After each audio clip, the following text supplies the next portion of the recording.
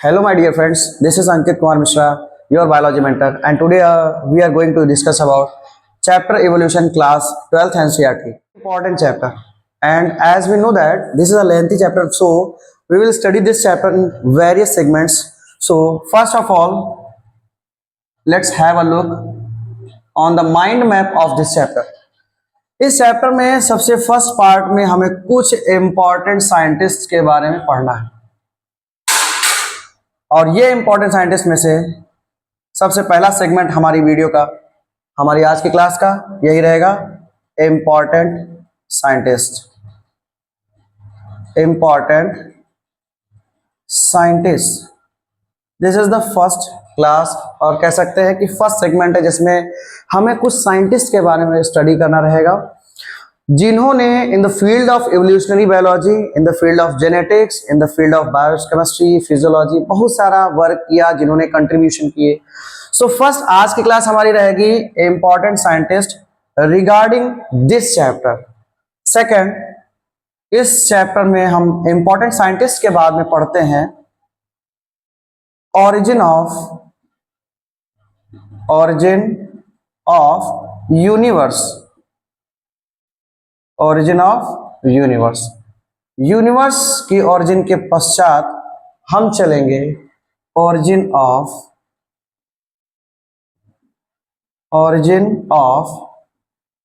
अर्थ पर, अर्थात हम पृथ्वी की उत्पत्ति के बारे में पढ़ेंगे। नेक्स्ट, अब जब हमारी ओरिजिन ऑफ अर्थ की ओरिजिन हो गई तो हम पढ़ेंगे origin of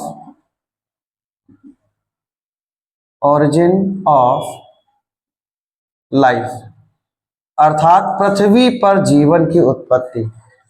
origin of life जब हम पढ़ते हैं तो हम बहुत सारा इवोल्यूशन देखते हैं। हम देखते हैं कि ओरिजिन ऑफ लाइफ जैसे हमारी पृथ्वी पर जीवन की उत्पत्ति हुई और जीवन की उत्पत्ति हम लोग आगे देखते हैं कि वो जीवन स्टार्टिंग फ्रॉम द लाइफ जैसे हमारी अर्थ बनी थी तब से लेकर और आज तक कैसे कैसे हमारा लाइफ फॉर्म जो है वो डाइवर्सिफिकेशन होता चला गया या फिर बढ़ता चला गया या वैरायटीज आती चलेंगी। सब कुछ हम लोग डिटेल स्टडी करेंगे। Don't worry, each and every concept will be very crystal clear.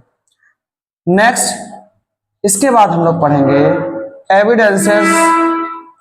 Evidences of evolution, evidences of evolution, यानी जो इवोल्यूशन हुआ। स्टार्टिंग में तो बहुत सारे साइंटिस्ट मानते थे, कोई मानता ही नहीं था कि इवोल्यूशन हुआ भी है। तो स्टार्टिंग फ्रॉम लाइफ जैसे जैसे अर्थ हमारी बनी उसके बाद धीरे धीरे लाइफ बनी। तो अभी क्या है कि साइंटिस्ट लोगों ने धीरे धीरे एज्यूम करना स्टार्ट किया कि कैसे लाइफ फॉर्म हुई हमारी पृथ्वी पर।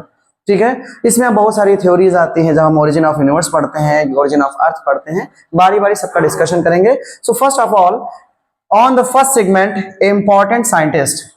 इंपॉर्टेंट साइंटिस्ट इस चैप्टर के रिगार्डिंग हमें पढ़ने हैं। नंबर 1 जो हम सबसे पहले पढ़ेंगे, JBS Haldane, JBS Haldane. Second, Charles Darwin, Charles Darwin. And third, Hugo de Varies, Hugo D. Varies. So first of all, let's have a look on the life events, on the life of JBS Halden. So JBS Halden के बारे में जब हम लोग पढ़ते हैं तो JBS Halden England का इंडियन ब्रिटिश साइंटिस्ट था, इंग्लैंड का रहने वाला था। JBS हल्डेन का जो जन्म था वो इंग्लैंड में हुआ। निक नेम इसको जैक दिया गया। इसका निक नेम क्या था? जैक। और JBS इंग्लैंड में इसका जन्म हुआ। निक नेम इसका JBS बोला गया। और JBS क्यों बोला जाता था? क्योंकि इसका नाम था John Burdon Sanderson Haldane. John Burdon Sanderson Haldane, बहुत ही ब्रिलियंट साइंटिस्ट है। इस साइंटिस्ट ने, हल्डन ने कई सारे अपने रोल कंट्रीब्यूट किए बायोकेमिस्ट्री में, फिजियोलॉजी में जब से। लेकिन एक इंपॉर्टेंट फैक्ट ये है कि 1914 से लेके और 1919 तक ही सर्व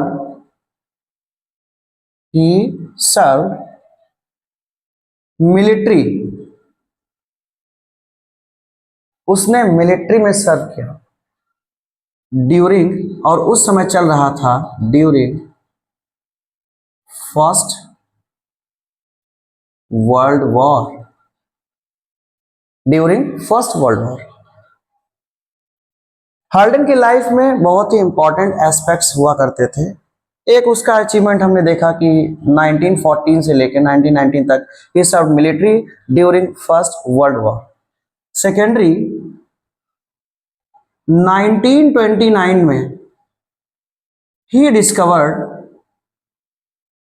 he discovered the treatment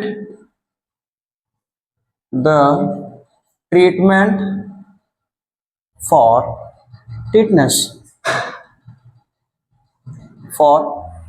tetanus, in 1957 में JBS Haldane India move on कर गया, क्योंकि उसको इंडिया से बहुत ही लगाव कह सकते हैं, अफेक्शन कह सकते थे, ओकरा के प्यार हो गए हमार कंट्री से। देश हमारा इतना प्यारा वैसे भी है, अच्छो को नीचे ले आता है। तो हल्डन साहब जो है 1957 में मूव ऑन कर गए इंडिया में, और इंडिया में मूव ऑन किए कहाँ? भुवनेश्वर, और ये आपका पड़ता है उड़ीसा में। भुवनेश्वर, उड़ीसा। यहीं पर नहीं रुके, उन्होंने अपनी लाइफ में जितने भी एक्सपेरिमेंट्स किए, जितने भी रिसर्च किए, तो रिसर्च का अगर डेटा देखा जाए तो more than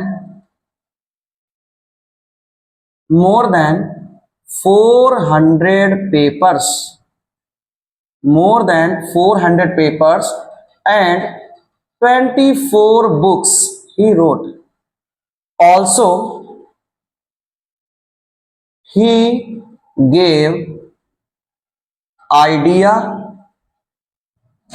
of chemical evolution, यानी हल्डन ने ही एक आइडिया दिया था कि केमिकल इवोल्यूशन हमारी लाइफ पर जिस तरह से लाइफ फॉर्म हुई है, जिस तरह से लाइफ का डाइवर्सिफिकेशन हुआ है, उस तरह से लाइफ बनने के दौरान एक प्रोसेस हुई है केमिकल इवोल्यूशन की। केमिकल इवोल्यूशन क्या है हम लोग आगे की क्लासेस में डिस्कस करेंगे। तो हम अभी के लिए ये पॉइंट मान के चलते हैं कि he gave the idea of chemical evolution, और अपने सारी रिसर्च हिस्ट्री, सारा का सारा research achievement he publish in his book causes of, उसने एक बुक पब्लिश की causes of evolution, causes of evolution. So ये कुछ जानकारी है जेबीएस हल्डन के बारे में। जेबीएस हल्डन एक इंग्लैंड में इनका जन्म हुआ। जन्म इनका हुआ था 5 नवंबर 1892 and he died on 1st of December 1964। ये इनका लाइफ स्टोरी था। पूरा नाम जॉन बर्डन सैंडरसन हल्डन था। निक नेम इनको मिला जैक या फिर जेबीएस, तो हम शॉर्ट फॉर्म में इनको जेबीएस हल्डन के नाम से जानते हैं। अपनी लाइफ में इन्होंने बहुत सारे ब्रांचेस ऑफ साइंस में इन्होंने अपना कंट्रीब्यूशन दिया। कंट्रीब्यूशन के दौरान कुछ इनका जो इंपॉर्टेंट डेटा है जिसको हमें स्टडी करना चाहिए, जिस पर बहुत ज्यादा क्वेश्चंस पूछे जाते हैं, दैट इज 1940 से लेकर 1990 तक ही served as military officer during world का जो फर्स्ट वर्ल्ड वॉर हुआ था, फर्स्ट वर्ल्ड वॉर हुआ था, उसमें एज अ मिलिट्री ऑफिसर इन्होंने सर्व किया था। 1929 में इन्होंने डिस्कवर किया था ट्रीटमेंट फॉर टिटनेस डिजीज के लिए इन्होंने ट्रीटमेंट फाइंड आउट किया था। 1957 में ये मूव ऑन कर गए थे कहां, भुवनेश्वर उड़ीसा में। More than 400 papers and 24 books also he gave idea, इन्होंने अपना आइडिया दिया किसके बारे में, केमिकल इवोल्यूशन के बारे में, और जो बुक इन्होंने पब्लिश की it was causes of evolution. ठीक है, नेक्स्ट हमारे जो साइंटिस्ट आते हैं वो हैं Charles Darwin.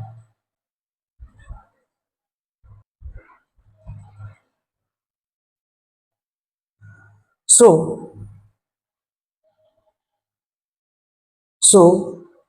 our second scientist is Charles Darwin. Charles Darwin का जन्म हुआ 12 फरवरी 1809 यानी कि 12 ऑफ फेब 1809 से लेकर और 19 अप्रैल 1882 में इनका देहावसान यानी ही डाइड 12 फेब 1809। इनका जो जन्म हुआ था वो हुआ था इंग्लैंड में, लेकिन जब ये मरे तो ये मरे थे लंदन में। चार्ल्स डार्विन के जो फादर थे, father was a doctor. Charles Darwin के जो फादर थे वो एक डॉक्टर थे। फादर वॉज अ डॉक्टर, इसलिए वो चाहते थे कि चार्ल्स डार्विन भी उनकी तरह एक नामचीन डॉक्टर बने। बट प्रॉब्लम ये थी, main problem was of interest. Charles Darwin का जो इंटरेस्ट था वो था नेचर की तरफ, नेचर को एक्सप्लोर करना, नेचर के मिस्ट्रीज को सॉल्व करना। सो चार्ल्स डार्विन ने, आगे बढ़ते हैं, so father was a doctor, so he wanted Darwin to be a doctor, doctor बनाना चाहते थे। So Darwin was being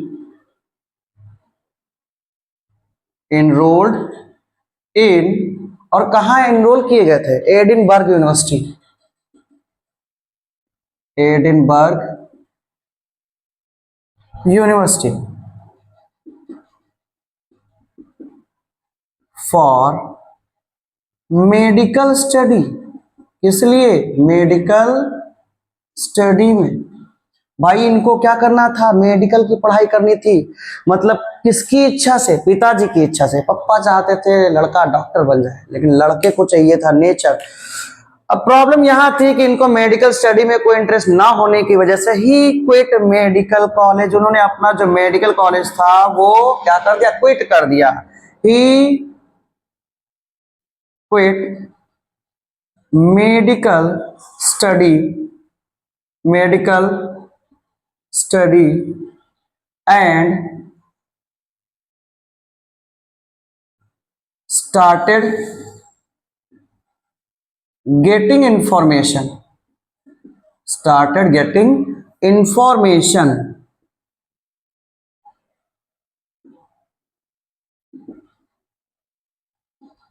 about his interest। उन्होंने अपने इंटरेस्ट के टॉपिक में अपना कैरियर बनाना शुरू कर दिया, और उनका इंटरेस्ट क्या था, that was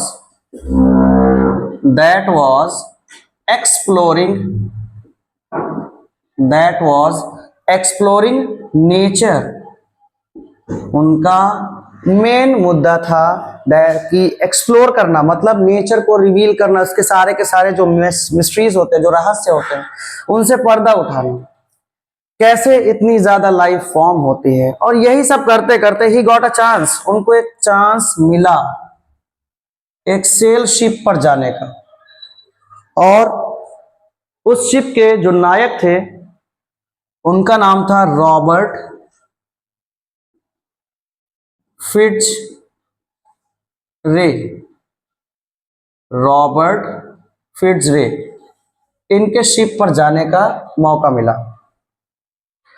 Darwin got a chance, Darwin got a chance to go a long sail ship voyage around the world। संसार के चारों तरफ उनको यात्रा करने का मौका मिला, और ये यात्रा इनकी चली फ्रॉम 1831 टू 1836, यानी टोटल 5 इयर्स, टोटल 5 इयर्स। अच्छा, मेन चीज यहां पर ये है, जिस सेल शिप से रॉबर्ट फिट्जरे का जो सेल शिप था, इसे कहते हैं HMS बीगल। आपकी एनसीईआरटी इसका नाम लिखती है HMS बीगल, HMS बीगल। लेकिन आपको एक इंटरेस्टिंग फैक्ट बता दें, HMS बीगल का पूरा नाम है हिज मजेस्टीज बीगल, हिज मजेस्टीज बीगल। तो जो डार्विन थे 1831 से 36 तक पूरे संसार के चारों तरफ वो यात्रा करते रहे। यात्रा करने के साथ साथ इन्होंने क्या किया, जब वापसी ली तो इंग्लैंड वापस आए, और 5 साल बाद इन्होंने क्या स्टडी करा, इन्होंने देखा कि जितना भी इन्होंने अपनी लाइफ हिस्ट्री में, जितना भी इस टाइम में उन्होंने अपने डाइवर्सिफिकेशन देखा था, जितने लाइफ देखी थी, जितने लाइफ फॉर्म्स देखे थे, उन सभी को इन्होंने एक बुक पब्लिश की, और बुक का नाम था ओरिजिन। इनकी बुक पब्लिश हुई, बुक का नाम था ओरिजिन ऑफ स्पीशीज। और ओरिजिन ऑफ स्पीशीज कैसे होगा हम लोग आगे सीखेंगे कि origin of species according to the Darwinism, origin of species by means of natural selection, यानी नई स्पीशीज को ओरिजिनेट करने का जो मेन कॉन्सेप्ट होता है, मेन तरीका होता है, वो किसके जरिए है, bye means of natural selection, natural selection. So Darwin के बारे में कुछ इंटरेस्टिंग चीजें बस यही हैं आपके पास कि डार्विन का जो जन्म हुआ था 12 फरवरी 1809 इंग्लैंड में हुआ था, और इनका जो मृत्यु हुई थी 19 अप्रैल 1882 लंदन में हुई थी। इनके पिताजी डॉक्टर थे, so he wanted Darwin to be a doctor. एक चीज और है कि जब डार्विन जो थे, when Darwin was 8 years old, 8 years, his mother died। उनकी माँ जी जो थी वो नहीं रही थी, उनका साथ छोड़ के चली गई थी, अर्थात देहावसान हो गया था। इसलिए डार्विन को भी पिताजी के ही पूरा अंडर में रहना पड़ता था। पिताजी अपने जैसा उनको डॉक्टर बनाना चाहते थे, डार्विन ने कहा कि भाई हमारा इंटरेस्ट नेचर एक्सप्लोरेशन में है। फिर भी पिताजी ने डांट फटकार के भैया भगा के कहा कि नहीं ऐसा है, हम जो चाहेंगे तुम वो करोगे। तो उनको यूनिवर्सिटी ईडनबर्ग में उनको मेडिकल स्टडी के लिए एनरोल करा दिया गया। लेकिन फिर कुछ समय बाद इन्होंने जैसे जैसे बच्चा बड़ा हो गया, उसने फिर बगावत कर दी, कहा कि भाई देखो ऐसा है, हमारा मेडिकल स्टडी में हमारा मन लग नहीं रहा, so I am going for my interest. वो अपने इंटरेस्ट के अकॉर्डिंग उन्होंने इन्फॉर्मेशन लेना शुरू किया। तो उनको एक मौका मिला इस इन्फॉर्मेशन और इस स्टडी कैरियर बनाने में, कि वो एक रॉबर्ट फिट्जरे जो कि नायक हुआ करते थे HMS बीगल के, उनके साथ उनको एक लॉन्ग शिप वॉयेज यानी समुद्र संसार के चारों तरफ एक लंबी यात्रा करने का एक अवसर प्राप्त हुआ। और उस अवसर के चलते 1831 से 1836 यानी 5 साल की लंबी यात्रा करने के पश्चात HMS बीगल शिप का नाम था हिज मैजेस्टीज बीगल, इसका पूरा नाम है। 5 साल की लंबी यात्रा करने के बाद डार्विन को ज्ञान की प्राप्ति हुई, अर्थात उन्होंने अलग अलग जगहों पर एक डाइवर्सिटी चेक की, उन्होंने बायोडाइवर्सिटी देखा, अलग अलग जगहों पर अलग अलग प्रकार के स्पेशिएशन देखे। जिससे उनको ये पता चला कि एनवायरमेंट में चाहे तो स्टार्टिंग से हो और चाहे एनवायरमेंट में हो, बहुत सारे क्लाइमेटिक फैक्टर या हैबिटेट फैक्टर जो होते हैं वो भी इन्वॉल्व होते हैं नई स्पीशीज के उदय होने में, यानी नई स्पीशीज के, नई प्रजाति के बनने में। और इस तरह से डार्विन ने origin of species by means of natural selection नाम की बुक लिखी, जिसकी वजह से डार्विन ने इवोल्यूशन के क्षेत्र में, यानी लाइफ के इवोल्यूशन के क्षेत्र में अपने नाम का ध्वज पताका फहरा दिया। अब हम चलते हैं हमारे अगले और तीसरे और आज की वीडियो के लास्ट जो साइंटिस्ट हैं उनकी तरफ, जिनका नाम है ह्यूगो डी वेरिस।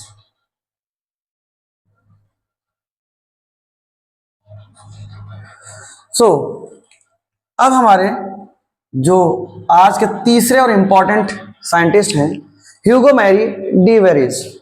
इनका जन्म 16 फरवरी 1848 में नीदरलैंड में शहर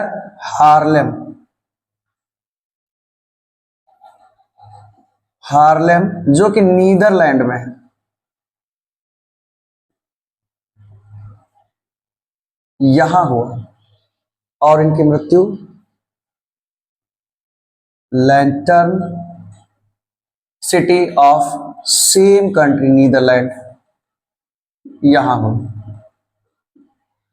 ह्यूगो मैरी डे वेरिस जो थे, जिन्हें हम ह्यूगो डी वेरिस के नाम से भी जानते हैं, इनका म्यूटेशन को लेकर काफी ज्यादा कंट्रीब्यूशन है हमारी जेनेटिक्स में। तो बात करते हैं इनके लाइफ की। स्टार्टिंग में इनका जो इंटरेस्ट था, he has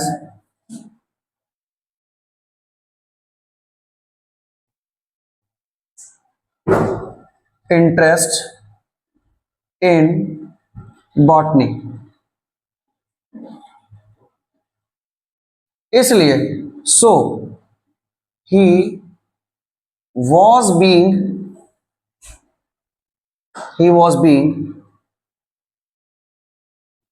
enrolled in Leiden university.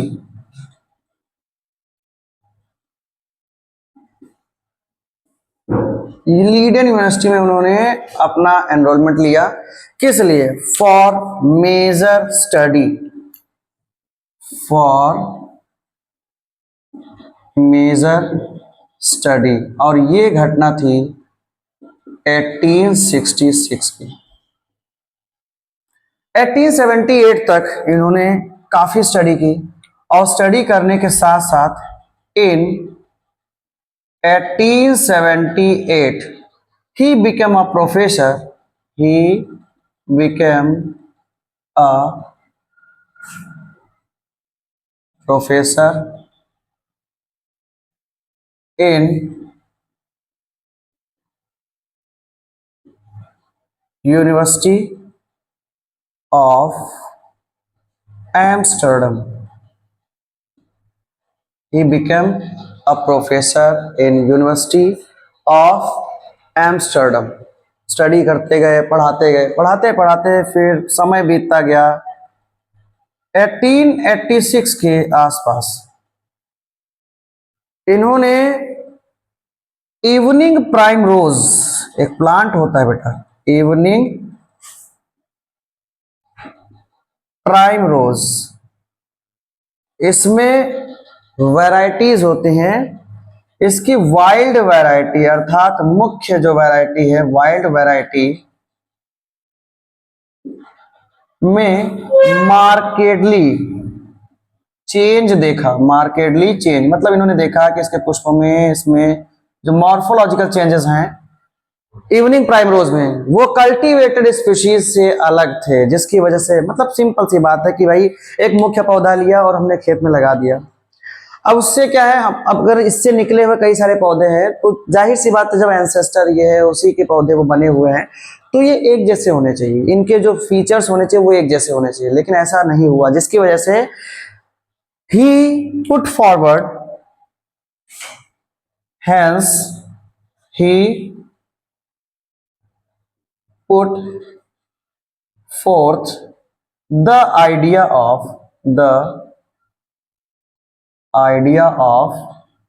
Mutation, अर्थात उत्परिवर्तन का आइडिया ह्यूगो डेवरीज को इवनिंग प्राइमरोज पर स्टडी करते समय आया। यहां पर क्वेश्चन पूछा गया है कई बार कि ह्यूगो डेवरीज का जो एक्सपेरिमेंटल स्पेसिमेन था वो क्या था, तो वो था इवनिंग प्राइमरोज।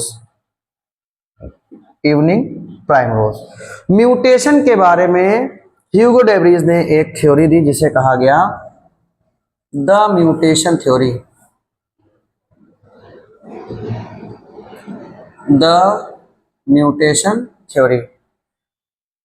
तो ह्यूगो डेवरीज के बारे में कुछ ये जानकारी थी कि इनका जो जन्म हुआ था हार्लेम नीदरलैंड में हुआ था, इनकी मृत्यु हुई थी लैंटन सिटी नीदरलैंड में he had interest in botany में इंटरेस्ट ज्यादा था, जिसकी वजह से इनको लीडन यूनिवर्सिटी में इन्होंने अपने आप को रोल करवा लिया। मेजर स्टडी करने के लिए गए थे 1866 की बात थी ये। इसके बाद 1878 में ये एक प्रोफेसर बने in the university of Amsterdam.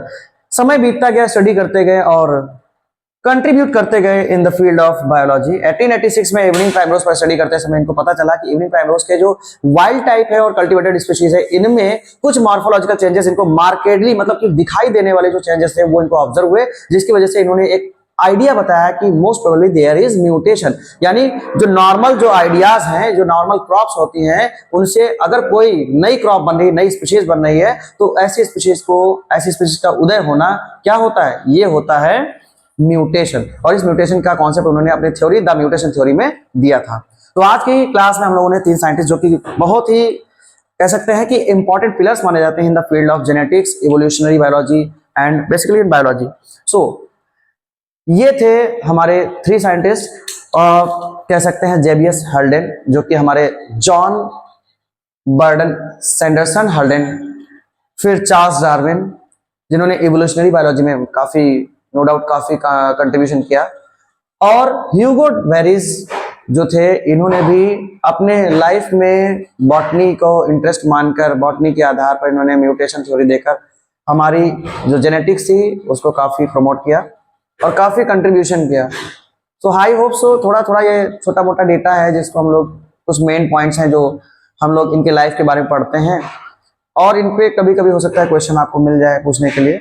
तो होप सो कि आपको समझ में आ गया होगा, इन्फॉर्मेटिव लगा होगा, तो आप लोग इसको लाइक कर दीजिएगा, चैनल को सब्सक्राइब कर दीजिएगा, कर ही दिए होंगे, नहीं किए तो कर दीजिए, शेयर भी कर ही दीजिएगा। तो तब तक के लिए आप लोग ये वीडियोस एंजॉय करें। हम लोग नेक्स्ट क्लास में मिलेंगे for the next segment, that is origin of universe, और मोस्ट प्रोबेबली नेक्स्ट वीडियो में हम लोग ओरिजिन ऑफ यूनिवर्स के साथ साथ ओरिजिन ऑफ अर्थ का भी डिस्कशन करेंगे। तब तक के लिए सब लोग सुरक्षित रहें, बाय बाय।